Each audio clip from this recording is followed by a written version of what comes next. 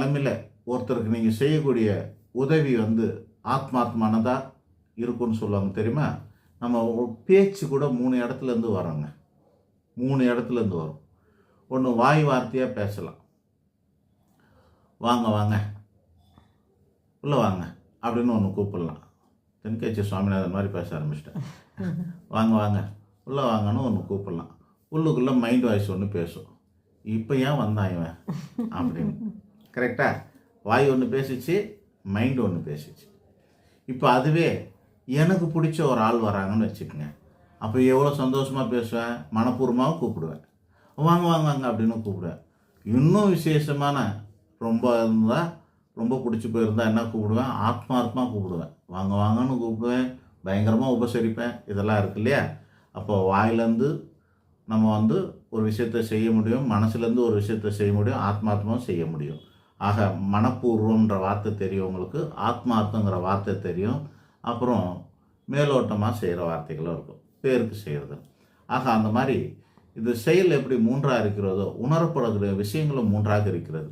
ஆத்மா சந்தோஷப்படக்கூடிய விஷயங்கள் ஆத்மா சார்ந்தது. அது ஏன் பிற உயிருக்கு சேர்ந்தால் அது பேர் இன்பம்னு சொல்கிறாங்க அப்படின்னா, அந்த ஆத்மாவை சந்தோஷப்படுத்தலாம். ஆத்மா பரமாத்மாவோட நெருங்கிய தொடர்பு கொண்டது. அந்த பரமாத்மா கிட்டேருந்து பிரிஞ்சு வந்தது தான் இந்த 2 ஆத்மாவும். ஆத்மாவுக்கு ஆத்மா சகோதரத்துவம் கொண்டாடும். என்னது? உங்கள் உடம்புக்குள்ளே இருக்கிற ஆத்மாவுக்கு அப்பா யாரோ, இந்த உடம்புக்கு அப்பா ஒருத்தர் இருப்பார், அவர் விட்டுடுங்க.